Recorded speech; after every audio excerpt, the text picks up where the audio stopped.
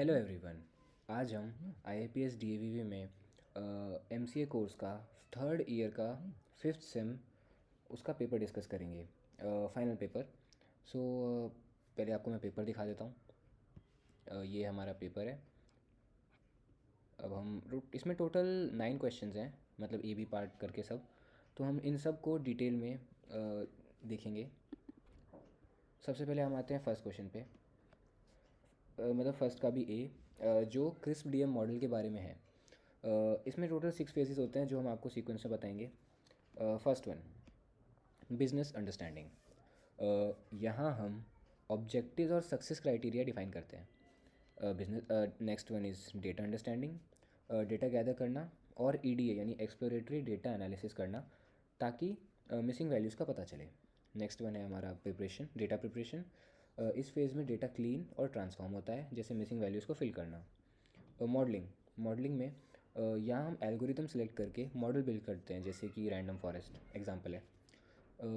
Evaluation, इसमें हम model की क्वालिटी चेक करते हैं और इसमें जो हम चीज़ें यूज़ करते हैं वो होती है कन्फ्यूजन मैट्रिक्स और F1 स्कोर, और भी चीज़ें होती हैं।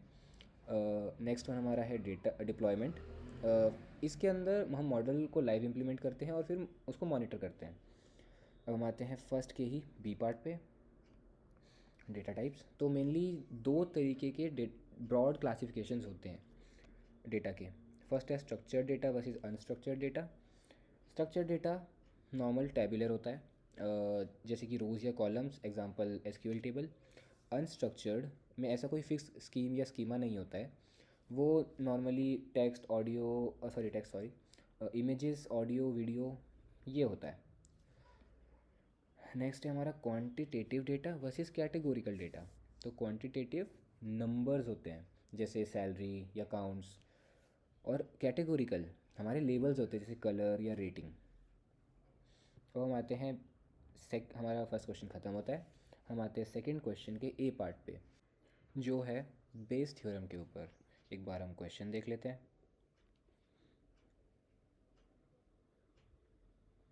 ठीक है, मतलब हाँ ठीक है। इसके अंदर हमको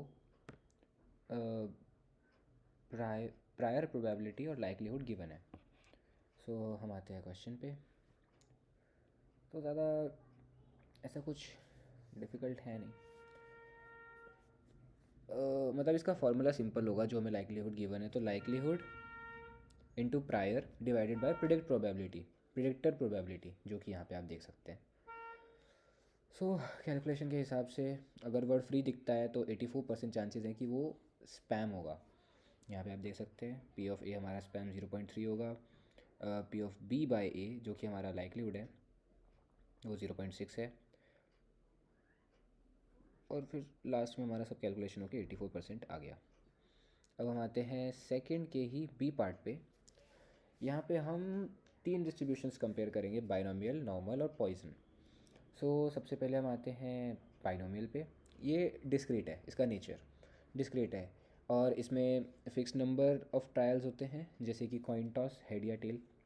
नॉर्मल हमारा कंटिन्यूस होता है, इसमें बेल शेप्ड कर्व बनता है ऐसा। और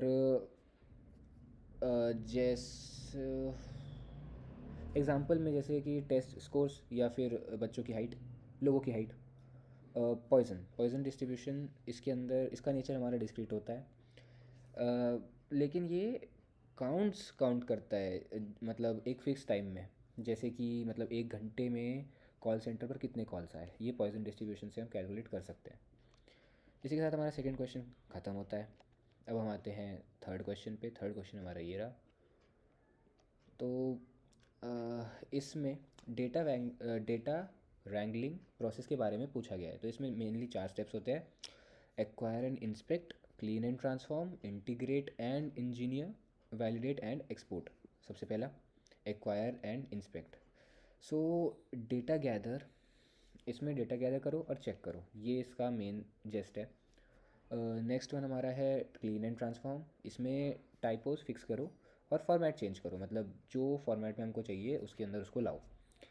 नेक्स्ट है हमारा integrate and engineer. Data sets को जॉइन करो और नए फीचर्स बनाओ, फीचर्स जो उनको मतलब एक कैटेगरी में रखें। नेक्स्ट है हमारा फोर्थ वन, जो कि है validate and export, final check करके डेटा को सेव करो। ये हमारा, इसके साथ हमारा थर्ड क्वेश्चन का ए पार्ट ख़त्म होता है। अब हम आते हैं थर्ड क्वेश्चन के बी पार्ट पे, जो जिसमें सबसे पहला है हमारा एरर वर्सेस आर्टिफैक्ट्स। तो एरर्स होती है हमारी मिस्टेक्स, जैसे कि सेंसर फेलियर या टाइपोज में डिफरेंस मिस्टेक्स। और आर्टिफैक्ट्स हमारे सिस्टमैटिक डिस्टॉर्शंस होते हैं, मतलब जब हम फिगर्स को राउंडिंग ऑफ कर रहे हैं तब इशू आ गया है, कुछ मर्ज करते टाइम डुप्लीकेट्स हो गए, मतलब हाँ मर्ज करा और डुप्लीकेट वैल्यूज़ आ गई, तो वो हमारा एक एरर, उसको हम आर्टिफैक्ट्स के अंदर रखते हैं। फिर इसके बाद मिसिंग वैल्यूज़ को फिल करने के लिए हम इम्प्यूटेशन यूज़ करते हैं। और इम्प्यूटेशन के अंदर भी जो हमने यहाँ पे दो मेथड्स डिस्कस करने वाले हैं हम, जो वो हैं, फर्स्ट हमारा मीन मीडियन, सेकंड है हमारा KNN, के नियरेस्ट नेबर्स। मीन और मीडियन सिंपल फिलिंग मेथड है। मीडियन बेस्ट है अगर आउटलायर ज़्यादा हो, मीन उसके लिए नहीं होता, वो सेंसिटिव होता है आउटलायर्स के लिए। KNN जो है ये थोड़ा एडवांस है। इसमें सिमिलर नेबर्स के बेसिस पे वैल्यू फिल करते हैं। अब हम आते हैं हमारा इस पे थर्ड क्वेश्चन ख़त्म होता है। हम एक बार फोर्थ क्वेश्चन देख लेते हैं, ए और बी। अभी तो हम ये डिस्कस कर रहे हैं, ठीक है। तो हम आते हैं फोर्थ के ए क्वेश्चन पे। सो इसमें फीचर इंजीनियरिंग की टेक्निक्स हैं। पहली नॉर्मलाइजेशन, मतलब डेटा को स्केल करना, मिन मैक्स स्केलिंग जो भी मतलब जैसे करना हो, ये जेड स्कोर पे। उसके बाद बिनिंग, मतलब नंबर्स को कैटेगरी में बदलना, लाइक एज के अंदर भी बहुत सारे नंबर्स हो गए, उसमें यंग और एडल्ट में दो कैटेगरी बना के उसको डिवाइड कर दिया। उसके बाद है हमारा वन हॉट एनकोडिंग, जो कैटेगरीज़ को बाइनरी वेक्टर यानी ज़ीरो या वन में कन्वर्ट करता है।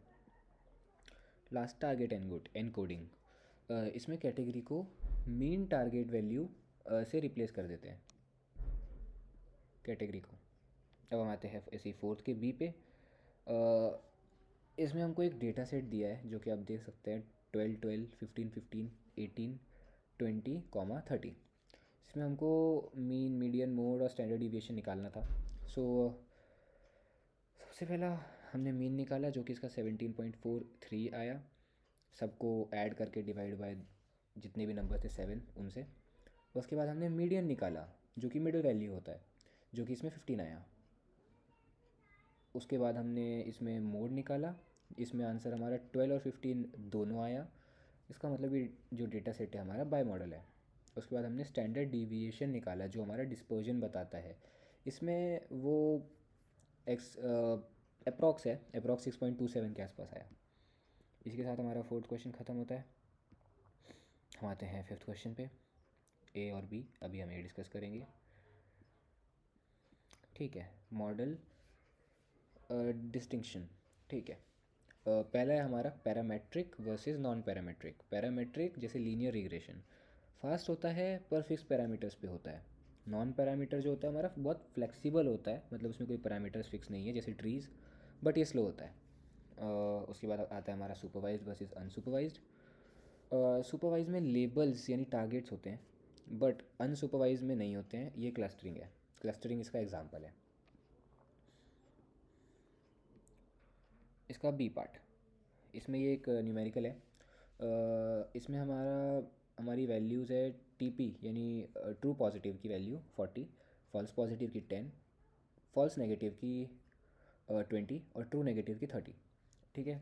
तो हमारा प्रिसीजन जो होता है उसका फॉर्मूला यहाँ पे देख सकते हैं, TP प्लस FP, जो कि इसमें हमारा आंसर आया 0.80। रिकॉल जो कि सेंसिटिविटी होता है, वो हमारा TP प्लस FN है, जो इसमें आया 0.67। F1 स्कोर जो कि हार्मोनिक मीन होता है, वो आया हमारा 0.73।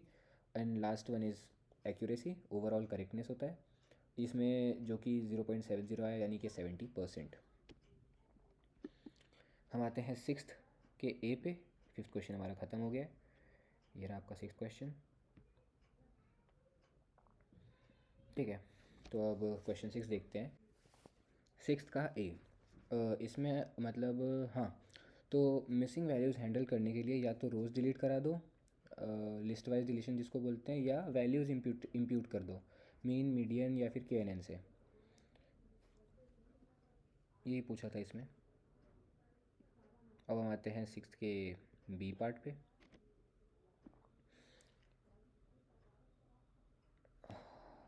ठीक है। लॉजिस्टिक रिग्रेशन क्लासिफिकेशन के लिए यूज़ होता है। इसमें सिग्मॉइड फंक्शन यूज़ करते हैं जो आउटपुट को 0 या 1 के बीच में लाता है और मैप करता है। यही हमसे इसमें पूछा था लॉजिस्टिक रिग्रेशन के बारे में।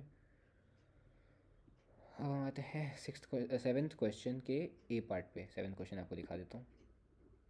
ये रहा आपका सेवन्थ क्वेश्चन।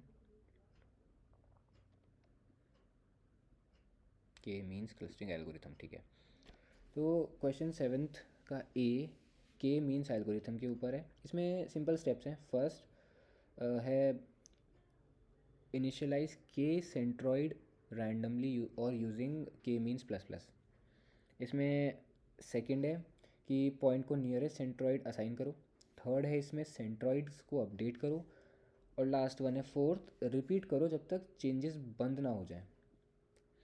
अब हम आते हैं सेवन्थ क्वेश्चन पे जो कि हमारा के के ऊपर है। इसका कॉन्सेप्ट है मेजॉरिटी वोटिंग। मतलब नया पॉइंट वही क्लास लेगा जो उसके के नियरेस्ट नेबर की मेजॉरिटी क्लास होगी।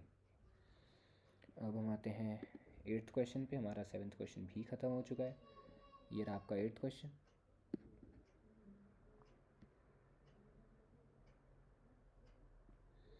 ठीक है, तो एट्थ क्वेश्चन में हम ट्रीज़ कंपेयर कर रहे हैं, डिसीजन ट्री, रैंडम फॉरेस्ट और बूस्टिंग को। ठीक है, तो डिसीजन ट्री सिंपल होते हैं पर वेरिएंस हाई हो सकता है। रैंडम फॉरेस्ट ये बैगिंग यूज़ करता है लाइक पैरेलल ट्रीज एग्जांपल, ताकि वेरिएंस कम हो। बट बूस्टिंग जो है ये सीक्वेंशियल होता है, मतलब पिछले एरर्स को करेक्ट करके बायस कम करता है। आप इसके बाकी पॉइंट्स पढ़ सकते हैं। हम आते हैं एट्थ के बी पे जो कि हमारा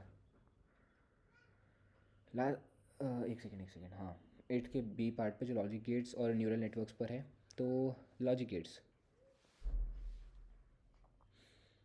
इसमें हमसे पूछा था कि एक सेकेंड ना, मैंने देखा नहीं था, सॉरी। इसमें हमसे पूछा है कि मतलब show how logic gates can be built using single layer neural network, और ये टेबल नीचे दिया है, उसको कंप्लीट करना था। ठीक है, तो मतलब हमको सिंगल लेयर न्यूरल नेटवर्क से एक बेसिक लॉजिक गेट बनाना है। ठीक है, ये रहा वो टेबल। और हम मतलब हमको सिंगल लेयर में बनाना था, तो हमने यहाँ पे 3 बनाए हैं। पहला, मतलब यहाँ से उठाते हैं, एक सेकेंड, ये सो एक्सॉर और XNOR problems non linearly separable होते हैं। इसलिए इन्हें सॉल्व करने के लिए हिडन लेयर 2 न्यूरॉन्स की ज़रूरत होती है, जबकि एंड और लेयर्स सिंगल लेयर से हो जाते हैं, जो कि आप ऊपर देख सकते हैं। एंड और नैंड भी, और नॉर भी हो जाता है सिंगल लेयर से।